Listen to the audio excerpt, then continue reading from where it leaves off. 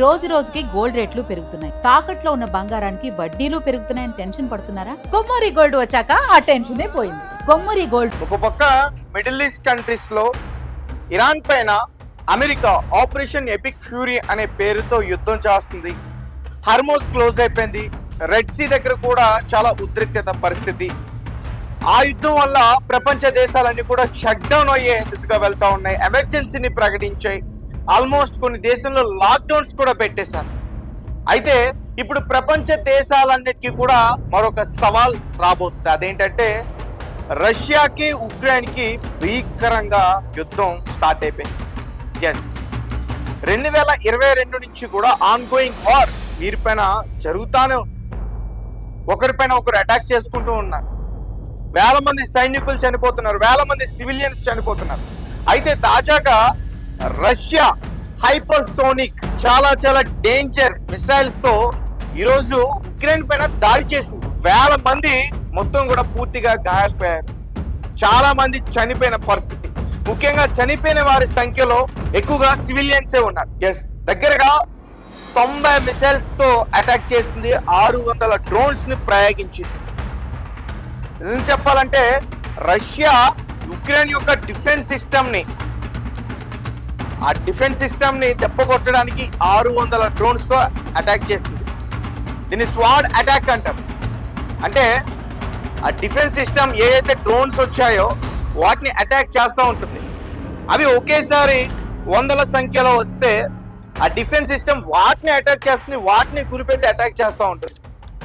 So ఈ ఆత్మాహుతి దాడికి చేసుకున్న డ్రోన్స్ అవి అలా ఒకేసారి 100ల సంఖ్యలో వచ్చినప్పుడు ఆ డిఫెన్స్ సిస్టమ్ మొత్తం కూడా ఫోకస్ దానిపైన ఉన్నప్పుడు అప్పుడు వెనక నుంచి వస్తాయి మిసైల్స్. అప్పుడు ఆ మిసైల్స్ ని అడ్డుకోవాలంటే డిఫెన్స్ సిస్టమ్ వెళ్ళి ఫెయిల్ అవుతుంది. సో ఆ రకంగా స్వాడ్ అటాక్ చేసి ఈరోజు 90 మిసైల్స్ తో 600 డ్రోన్స్ తో అటాక్ చేస్తుంది ఉక్రెయిన్ లో. ఈ అటాక్ వల్ల చాలా మంది చనిపోయారు. చిన్న పిల్లలు కూడా చనిపోయారు. దీనివల్ల ఉక్రెయిన్ లో ఉన్న ముఖ్యంగా రష్యా అటాక్ చేసింది క్యూ, కార్కివ్, ఒడెసా, డిన్ప్రో, జపోజియా ఇటువంటి ప్రాంతాల్లో ఎక్కువగా అటాక్ చేసింది. క్యూ ఉక్రెయిన్ యొక్క క్యాపిటల్.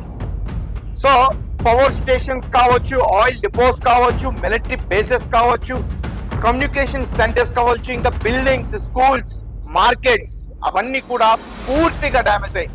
ఒక రకంగా చెప్పాలంటే ఉక్రెయిన్ కొన్ని నిమిషాల్లోనే చీకట్లోకి వెళ్ళిపోయింది. అంత భయంకరంగా రష్యా అటాక్ చేసింది. సో 90 మిసైల్స్ లో నేను చెప్పినట్టు హైపర్సోనిక్ మిసైల్ తో వార్నిషిక్ మిసైల్, ఇది చాలా ప్రమాదకరమైన మిసైల్.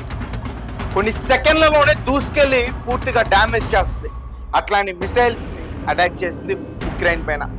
సో మొత్తానికి ఉక్రెయిన్ కి సంబంధించిన ఎయిర్ డిఫెన్స్ సిస్టమ్ ఏదైతే ఉందో పూర్తిగా ఆ మిసైల్స్ ని ఇంటర్సెప్ట్ చేయడానికి ఫెయిల్ అయిందని చెప్పాలి. ఇక ఉక్రెయిన్ కి సపోర్ట్ గా అమెరికా గనక వస్తే ఇక ప్రపంచం అల్లకల్లలు అయ్యే అవకాశం ఉంటుంది. ఎందుకంటే ఇప్పటికే మిడిల్ ఈస్ట్ కంట్రీస్ లో జరుగుతున్న ఈ వార్ వల్ల ఎఫెక్ట్ ఎంతలా ఉందో మనం చూసాం. అంటే ఉక్రెయిన్ కి అమెరికా మిత్రదేశం. ఇటు ఇరాన్ పైన అటాక్ చేస్తున్నప్పుడు, హిజ్బుల్లా ఈ ప్రాక్సీ గ్రూప్స్ పైన అటాక్ చేస్తున్నప్పుడు అమెరికాకి ఉక్రెయిన్ డ్రోన్స్ రూపంలో హెల్ప్ చేయగలిగింది, ఇంటెలిజెన్స్ రూపంలో కూడా హెల్ప్ చేయగలిగింది. అట్లాంటి ఉక్రెయిన్ ఇప్పుడు ఇబ్బందుల్లో. ఒకవేళ ఉక్రెయిన్ కి సపోర్ట్ గా అమెరికా వస్తే మాత్రం ఖచ్చితంగా యుద్ధం చాలా దారుణంగా ఉంటుంది. World third war almost welcome చెప్పినట్టు. ఇక మనం ఇప్పటి వరకు చూసిన యుద్ధాలు ఇటు ఇజ్రాయెల్ కావచ్చు, ఇరాన్ కావచ్చు, అమెరికా కావచ్చు, ఇవి టీజర్ ట్రైలర్ లాంటివి. ఇప్పుడు డైరెక్ట్ గా సినిమా చూడాల్సి వస్తుంది. ఒకవేళ అదే పరిస్థితి వస్తే మాత్రం చాలా ఇబ్బందులు ఎదుర్కోవాల్సిన పరిస్థితి ఉంటుంది ప్రపంచ దేశానికి. ఇప్పటికే భారత్ రష్యా పైన ఆధారపడి ఇటు మిడిల్ ఈస్ట్ కంట్రీస్ నుంచి మనం ఇంపోర్ట్ చేసుకున్న ఈ ఆయిల్ కావచ్చు, గ్యాస్ కావచ్చు, అవి ఆగిపోవడం వల్ల, వాటి కొరత వల్ల భారత్ చాలా సంక్షోభంలోకి వెళ్ళింది. రష్యా యుఎస్ హెల్ప్ చేస్తున్నాయి కాబట్టి ఓకే. ఒకవేళ ఇప్పుడు రష్యా కూడా ఒకవేళ యుద్ధంలో ఎఫెక్ట్ అయితే కష్టం అవుతుంది భారత్. ఒకవేళ అమెరికాకి ఉక్రెయిన్ సపోర్ట్ చేస్తే, ఉక్రెయిన్ అమెరికాకి సపోర్ట్ చేస్తే చాలా చాలా ఇబ్బందికర పరిస్థితి అయితే ఖచ్చితంగా ఉంటుంది. ఎందుకంటే ఇటు యుఎస్ నష్టపోతుంది, ఇటు రష్యా నష్టపోతుంది. ఆ రెండు దేశాల వల్ల మనం చాలా ఆయిల్ కావచ్చు, గ్యాస్ కావచ్చు, హెల్ప్ మనం తీసుకుంటున్నాం. సో ఇప్పుడు ఆయా దేశాలు ఇబ్బందుల్లో ఉంటే ఖచ్చితంగా మనకి ఇబ్బంది. సో దీని గురించి క్లియర్గా ఇన్ఫర్మేషన్ ఇచ్చేందుకు ప్రయత్నిస్తా. సో ఖచ్చితంగా ఈ అటాక్ చరిత్రలో, ఉక్రెయిన్ రష్యా చరిత్రలో ఎప్పుడు కూడా ఇంత పెద్ద అటాక్ జరగలేదు. అట్లాంటి అటాక్ జరిగింది. ఉక్రెయిన్ రాజధాని కీవ్తో పాటు కార్కివ్, ఒడెస్సా, డ్నిప్రో, జపోర్జియా వంటి ప్రధాన నగరాల్లో ఒకేసారి భూకంపం వచ్చినట్లు భారీ పేలుళ్లు సంభవించాయి. రష్యా సైన్యం ఈసారి నివాస ప్రాంతాలను మాత్రమే కాకుండా ఉక్రెయిన్ పూర్తిగా అంధకారంలోకి నెట్టేసే వ్యూహాత్మక స్థావరాలను కూడా టార్గెట్ చేసి అటాక్ చేసింది.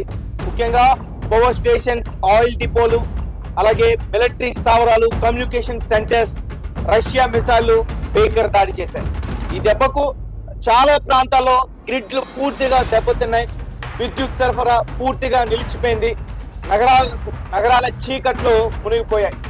అలాగే తాగునీటి సరఫరా కూడా నిలిచిపోయింది. ఒక రకంగా చెప్పాలంటే ప్రాణ భయంతో చాలా మంది ప్రజలు అక్కడి నుంచి ఇళ్లను వదిలి అండర్ గ్రౌండ్ మెట్రో స్టేషన్స్, అలాగే బంకర్స్ లోకి కూడా వెంటనే పరుగులు తీశారు. ఇక సరికొత్త వ్యూహంతో ఉక్రెయిన్ పై రష్యా ఒకేసారి 600 డ్రోన్లను ప్రయోగించింది.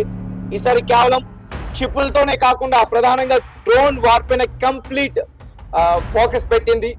ఉక్రెయిన్ ఎయిర్ డిఫెన్స్ సిస్టమ్ ను పూర్తిగా ఆత్మహుతి డ్రోన్లు పంపించింది. మిలిటరీ ప్రపంచంలో దీనినే స్వాట్ అటాక్ అంటారు. ఉక్రెయిన్ దగ్గర అమెరికా, నాటో దేశాలు ఇచ్చిన పేట్రియాట్ లాంటి అత్యాధునిక ఎయిర్ డిఫెన్స్ సిస్టమ్స్ ఉన్నాయి. వాటిని నేరుగా దాటడం రష్యా మిసైల్ కి కూడా కొంచెం కష్టమే. అందుకే రష్యా ముందుగా చాలా చౌకైన ఇరాన్ టెక్నాలజీతో తయారైన వందలాది ఆత్మాహుతి డ్రోన్లను గుంపులుగా ఉక్రెయిన్ ఆకాశంలోకి వదిలింది.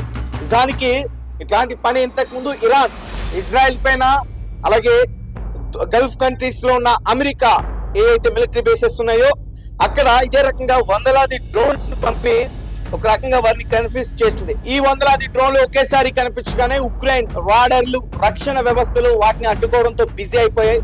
ఆ డ్రోన్లను అడ్డుకునే క్రమంలోనే ఉక్రెయిన్ సైన్యం తమ దగ్గరున్న పరిమితమైన అత్యంత ఖరీదైన ఇంటర్సెప్టర్ కొన్ని మిసైల్స్ ని వాడేసి రక్షణ షిప్లు లేకపోవడంతో రష్యా మిసైల్ నేరుగా వెళ్లి ఉక్రెయిన్ పవర్ గ్రిడ్లను, మిలిటరీ స్థావరాలను ముక్కలు చేశాయి.